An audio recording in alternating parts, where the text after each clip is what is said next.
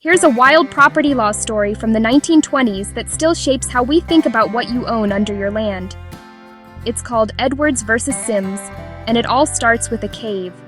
In Kentucky, a man named Edwards ran tours through Great Onyx Cave, using an entrance on his land. Tickets, lights, the whole operation. Welcome to Once Upon a Case, because the law isn't just for lawyers, it's for everyone. A neighbor suspected that part of that cave ran under his property. He wanted proof, and a cut. So he went to court.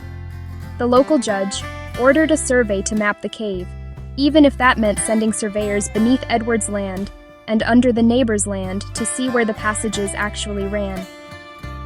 Edwards said, "No way, that's my cave. You can't force a survey that trespasses underground." He asked a higher court to stop the judge, and that's how we got Edwards versus Sims in 1929 at the Kentucky Court of Appeals. The question was deceptively simple.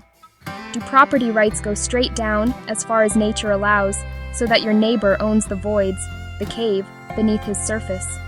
And if so, can a court force a survey to figure it out? The court said, yes. Land ownership isn't just a flat surface, it extends downward. If a cave runs under your neighbor's land, that neighbor owns that portion. So a court can order a survey to determine whose land the cave passes under. This relies on an old idea, to the center of the earth, not literally infinite, but practically. Your rights include the subsurface as far as you can use it without conflicting with others. There was a famous dissent. One judge argued caves are different, hidden, inaccessible without the entrance, and the person who discovers and develops the cave should control it. He worried that splitting a cave by property lines would punish the explorer and reward a passive neighbor. But the majority stuck with the traditional rule. The survey went ahead, and later, courts required sharing profits from the cave proportionally to the paths under each surface parcel. Why does this matter today?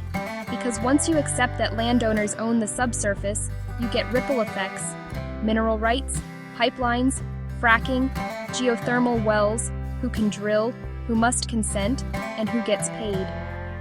It also shows how old rules adapt. We've dialed back the upward version of this rule for airplanes and drones.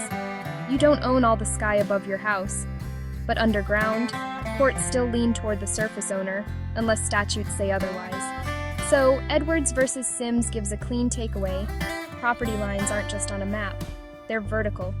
If a valuable resource crosses beneath, the law wants to know where and who owns each slice. Thank you for watching. If you like this story, please follow along for more. See you on the next one.